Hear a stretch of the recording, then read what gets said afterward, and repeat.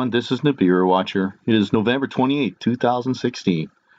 And today I would like to talk about the ancient sites from around the world and its possible connection to Nibiru, our visitor that comes to see us every 3,600 years. So here's a website that's done a really good job cataloging all these ancient sites. It makes a perfect circle around the world. And I'm not going to name every one, well, all of them, but these little dots are these ancient sites, connecting them perfectly around the world. It has some really amazing ones, starting with Giza, and I'm not even trying to pronounce the rest of them. But you will see that Giza sits right smack on the center of this giant circle.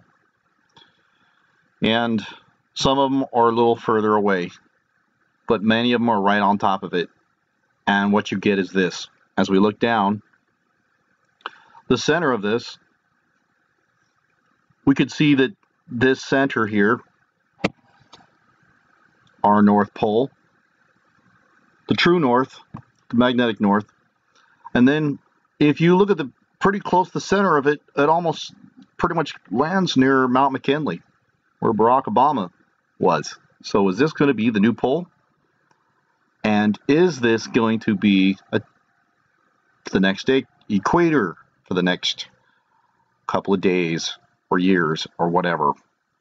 Is this the equator that everybody that worships the sun god, and at many of these sites, including the Giza, all have the same theme? In China, the pyramids of Egypt looking like setting up the Orions Belt. In Mexico, the pyramids there, the Orions Belt. The pyramids of Egypt, all looking like the Orions Belt. What's with the Orions Belt? Let's look a little further into that. Well, here we get more of it. As a matter of fact, a couple surprising ones here. Look at this. The World Trade Center. Yeah, the Orions Belt. What's that all about? Well, you should read some more into this stuff. It's pretty interesting with this Orion's Belt, but I believe that's where the system came from, is the Orion's Belt. Zachariah Sitchin, the proof that I'm going to show you in our planets and their alignments. Here's a website, skymap.org. And here you can type in your coordinates and you will get the planet X, the winged planet. Here's another view. If you type it into the observatory at skyview.org, and you get it there also. And you will even pick it up on Google Earth, the same coordinates. My, doesn't that look like... Well, let me show you the Orion's Belt real quick. Now this sits below the Orion's Belt, and we can see, we'll type in Orion,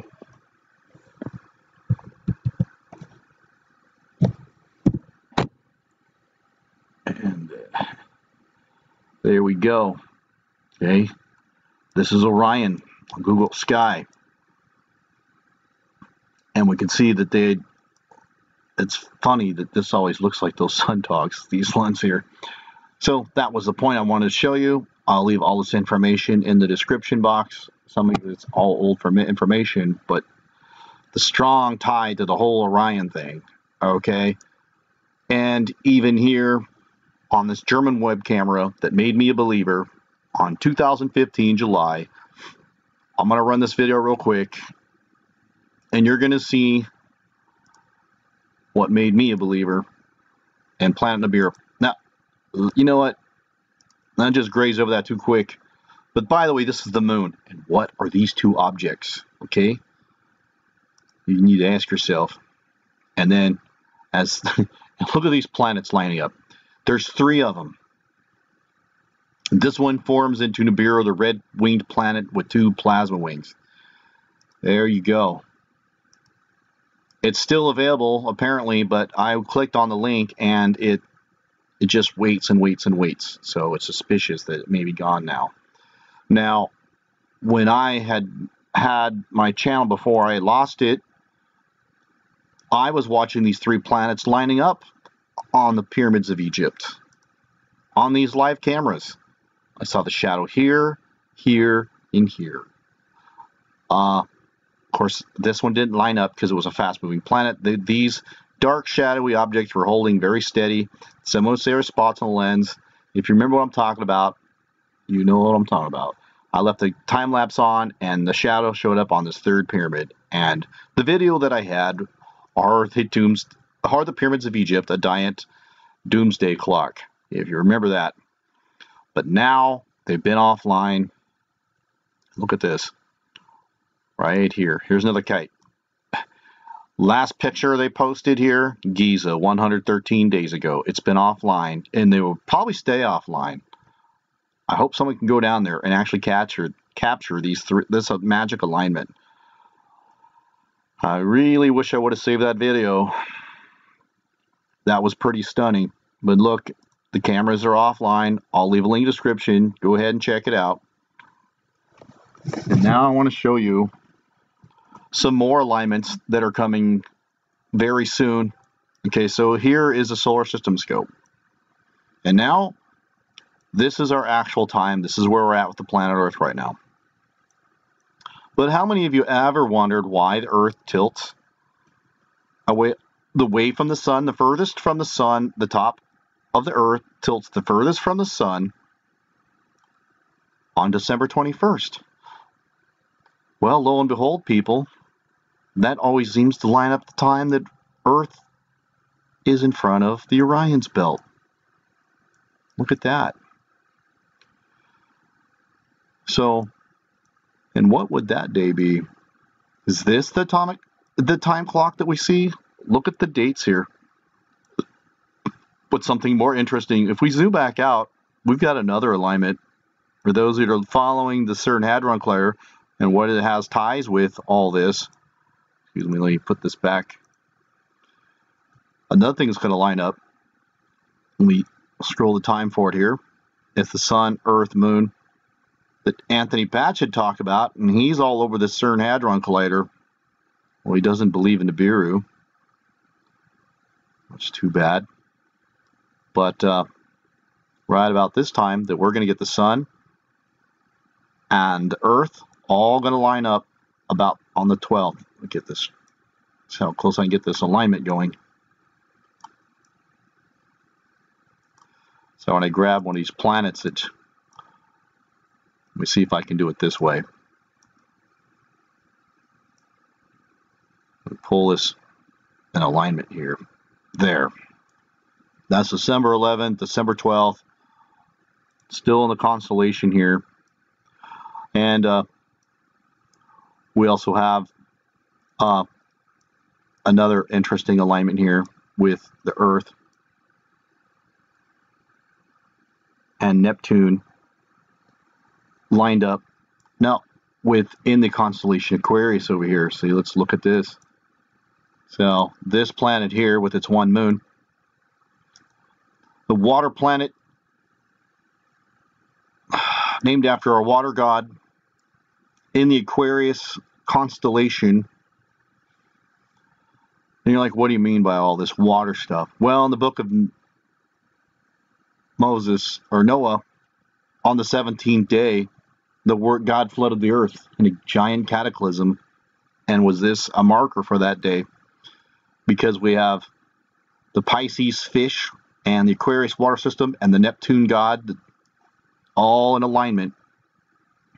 There was even an Illuminati video that came out that sounded very ominous, and it's really hard to find this video. I don't want to get flagged for trying to show it, but it even showed the Earth being unplugged and two wiggly lines for Neptune being, I believe, was a time marker showing the time of the event.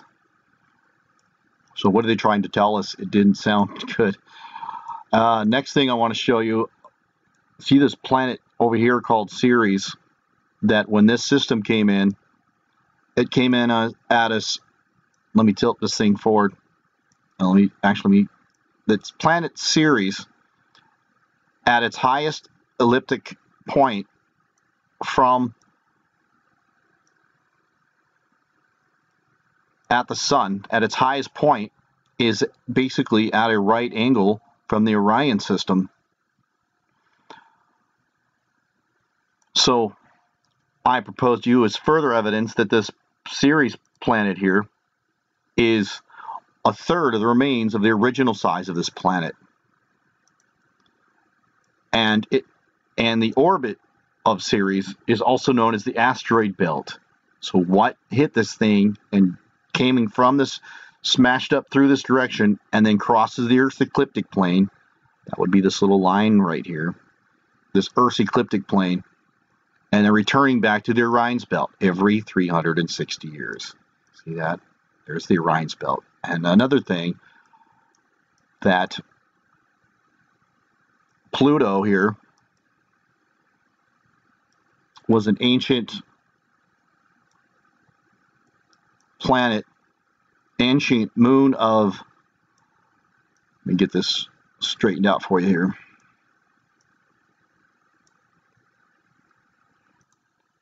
Okay, so see the Orion Belt here, and this is Pluto. More further evidence that when this thing comes in, that Pluto, its furthest orbit is in the direction of the Orion's Belt. Let me show you. Here's the sun, here's Pluto. You could pull this thing around and look, it's closer here. And it was theorized that this was an ancient moon of Neptune. We got pulled out of its orbit. And that's why they call it the 12th planet, because we had all these other planets that came and went. What happened? So, in case any speculation here, you can do this yourself. Download the solar system scope and look at this thing. You just drag these planets around and you can see why this planet in its furthest orbit is in the direction of, see? Furthest direction in the direction of the Orion star system. Why is that? Why is the Earth tilted right in the direction of the Orion star system? So I made this video a long time ago. It had a lot of requests. I hope I didn't go too fast. I know it's going to leave a lot of questions. I'll try to answer them, but I'm very busy. And okay, so back to this thing. This now, some scientists will say that this is a normal result of a normal 13,000-year wobble. Okay, I'm not saying the Earth isn't wobbling. It's in a slight wobble, normally. Yeah, lately it's an insane wobble. But what I'm saying, that for a temporary amount of time, 3 years, when this thing shifts, this thing pulls down the Earth in the direction of the Orion's Belt. All this ancient cities will line up perfectly, being a temporary new equator. And the reason why I say this is bunk, that if someone says this is a normal 13,000-year wobble cycle in nothing, that is just ridiculous, because what do you see wrong with that picture? Okay, so if this was a steady 13,000-year wobble, then none of these sites would ever really line up. The whole thing would just wobble back and forth. This pole would steadily move around. Yeah, it's any wobble, small wobble, but there is something about this cycle that all this will line up and be a temporary new equator, that all the pyramids of Egypt and all the Orion constellation will be in alignment of be right underneath the sun. So all the sun worshiping stuff will be right underneath the sun. And look at, if you just look at, even the city of Atlantis lines up. It's pretty amazing stuff here when you find these links here. New York City, it's some pretty amazing stuff here on this site. You can really spend a lot of time, maybe You can see the ancient sites all lined up, make a pentagram. Great. We can see a lot of stuff here. But I just wanted to touch on that topic that we get. I'm just going to cruise through this. Look at this. I find this very interesting too, because here we have a cutaway view of the rock of the Earth, and we have Giza, the Indus Valley, and 3 of these sites form the exact center. And if we bring this down, we're going to come right to the center of Easter Island. And doesn't this almost look like kind of like the Orion system, anyways? I mean, there's 2 arms and the 2 legs, and you know. But just another clue, something to think about. If you guys have any constructive comments to leave, please leave them in the box. Thank you for watching, and have a blessed day.